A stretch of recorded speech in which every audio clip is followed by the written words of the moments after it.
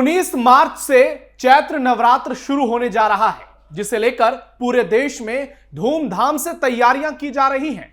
वहीं बाबा विश्वनाथ की नगरी काशी में खास तैयारियां की जा रही हैं। इसी को ध्यान में रखते हुए शहर में स्वच्छता और सात्विकता बनाए रखने के लिए प्रशासन ने बड़ा ऑर्डर जारी कर दिया है। एक ऐसा आदेश जारी किया है जिसके बाद हिंदू समाज गदगद है। शहरी क्षेत्र में नवरात्र के दौरान मीट और मछली की दुकानों को पूरी तरह से बंद रखने के सख्त आदेश दिए गए हैं।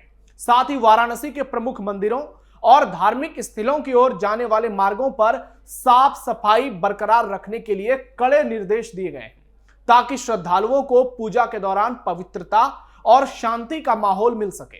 वाराणसी नगर निगम के मुताबिक प्रशासन के इस आदेश का हर किसी को सख्ती से पालन करना होगा और जो भी इसमें कोताही बरतेगा या फिर माहौल बिगाड़ने की कोशिश करेगा, उसके ऊपर कड़ी कार्रवाई की जाएगी, तगड़ा एक्शन लिया जाएगा। योगी मॉडल के तहत इलाज होगा।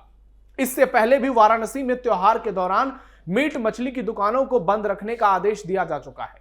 बाबा विश्वनाथ मार्ग के अलावा प्राचीन दुर्गा मंदिर और दूसरे प्रमुख धार्मिक स्थल वाले मार्ग को भी स्वच्छ और सुगम बनाने का ऑर्डर जारी किया गया है। इन आदेश का कड़ाई से पालन कराया जाएगा।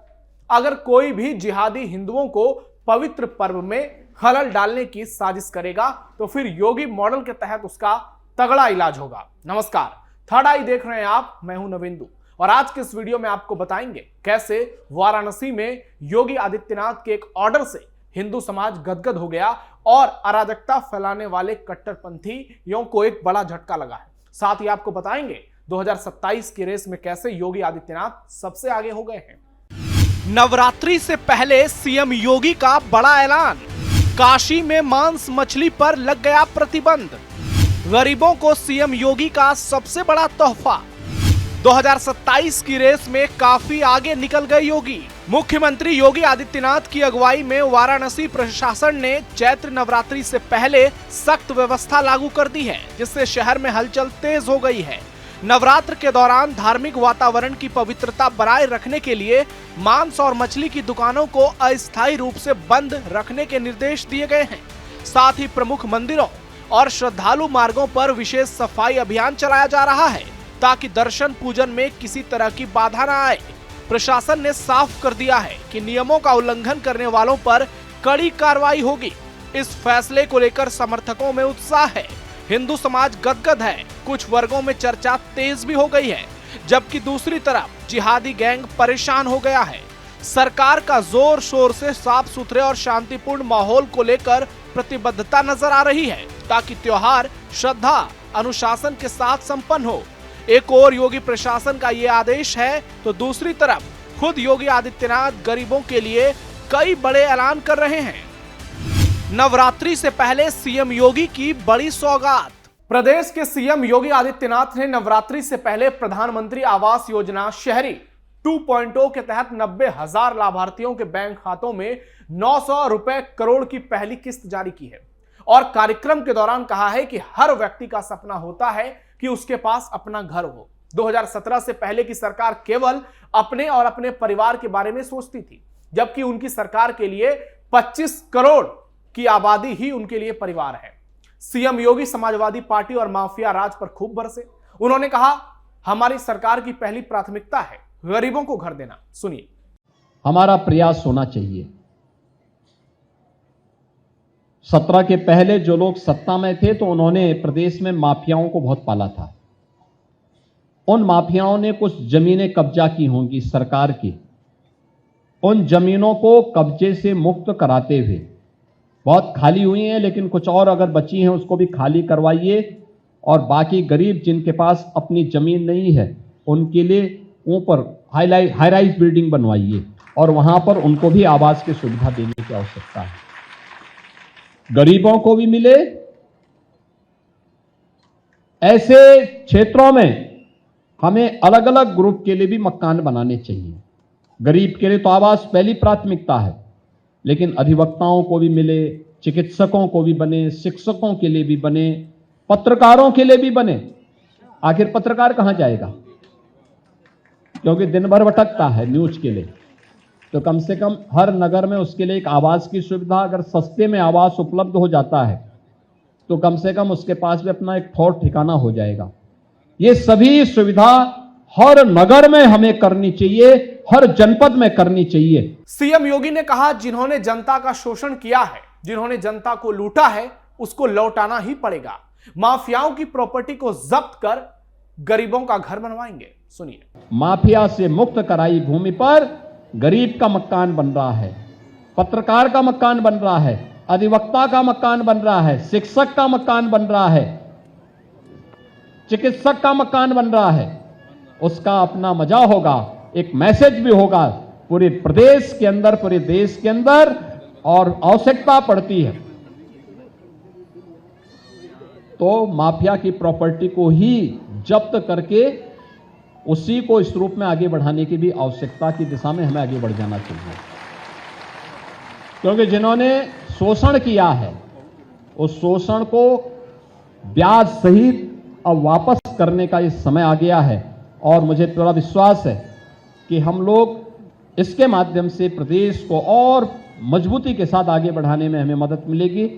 एक बार फिर से प्रधानमंत्री आवास योजना के 90,000 से अधिक लाभार्थियों को आज नवरात्रि के पहले इस सुविधा का लाभ प्रदान करने के लिए नगर विकास को, आवास विकास विभाग को मैं हृदय से, आवास विकास को मैं हृदय से बधाई देता हूं। प्रदेश के मुख्यमंत्री योगी आदित्यनाथ ने साफ शब्दों में कह दिया कि पहले की सरकारें बजट के लिए रोती थी, गरीब, वंचित और दलित के बारे में नहीं सोचती थी, केवल नारे लगाए जाते थे। वो आज भी रोते हैं और वो नारे ही लगाते हैं। आपको बहकावे में नहीं आना है। नियत साफ होती है तो नियंता भी अपने आप रास्ता प्रशस्त करता है। पहले की सरकारें बजट के लिए रोती थीं क्योंकि नियत साफ नहीं थी। उनको अपने केवल परिवार तक वे सीमित रहते थे। उनका भाई, भतीजा, चाचा, काका और यही सब वहां तक उनके तक सीमित थे। गरीब के बारे में नहीं सोचते थे, वंचित के बारे में नहीं सोचते थे, दलित के बारे में नहीं सोचते थे, केवल नारे लगाते थे। वे तब भी नारे लगाते थे कि कुछ नहीं, आज भी केवल नारा देकर के गुमराह करने का प्रयास कर रहे हैं, बहकावे में नहीं आना। योगी आदित्यनाथ ने लखनऊ से बहुत बड़ी बड़ी बातें की। उन्होंने कहा कि जो कभी वंचित था आज वो मालिक हो गया है। सीएम योगी ने शोषित, वंचित और पीड़ित का जिक्र किया। उन्होंने कहा, हमने चेहरा देख के काम नहीं किया है, इसलिए 25 करोड़ लोग ही हमारे परिवार हैं। सुनिए। कोई भेदभाव नहीं। हमारे लिए 25 करोड़ की आबादी का राज्य ही हमारा परिवार है। हमने चेहरा देख करके योजना का लाभ नहीं दिया है। दलित है, वंचित है, पिछड़ा है, कमजोर है, गरीब है, महिला है, इन सबको ध्यान में रख करके उन योजनाओं का लाभ उस तक पहुंचाने का काम किया।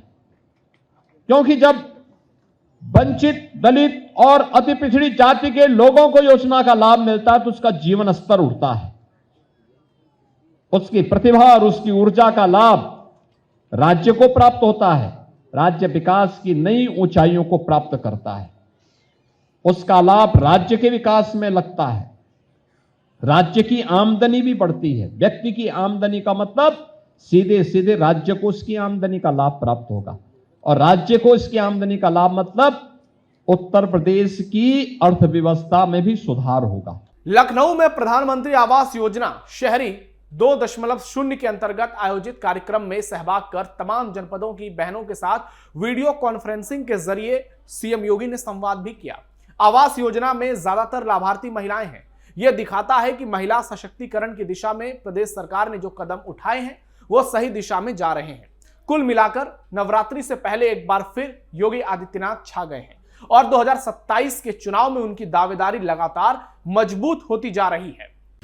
2027 में योगी की जीत तय, अखिलेश परेशान। कुल मिलाकर योगी आदित्यनाथ फुल एक्शन में नजर आ रहे हैं। उत्तर प्रदेश में उनका एक्शन बोल रहा है, ग्राउंड पर नजर आ रहा है, आम लोगों को बहुत फायदा मिल रहा है। समाजवादी पार्टी परेशान है, कट्टरपंथी छाती पीट रहे हैं क्योंकि योगी आदित्यनाथ तमाम मुद्दों पर बेहद आगे निकल चुके हैं। बात कानून व्यवस्था की हो या फिर बात विकास की हो, हर तरफ योगी आदित्यनाथ की बात हो रही है। उनका डंका बज रहा है और इसी को लेकर माफिया गैंग परेशान है, समाजवादी पार्टी परेशान है और इसलिए योगी आदित्यनाथ के लिए 2027 की राह बेहद आसान नजर आ रही है, जहां समाजवादी पार्टी, कांग्रेस, बीएसपी और भी दूसरी पार्टियां होड़ में लगी हुई हैं, लेकिन लग रहा है कि जनता का साथ योगी आदित्यनाथ को मिल गया है। अब आपको क्या लगता है, आपकी क्या राय है, कमेंट बॉक्स में जरूर बताइए। हमारे इस वीडियो को लाइक कीजिए, शेयर कीजिए और चैनल को सब्सक्राइब जरूर कीजिए। फिलहाल के लिए थर्ड आई में इतना ही। धन्यवाद।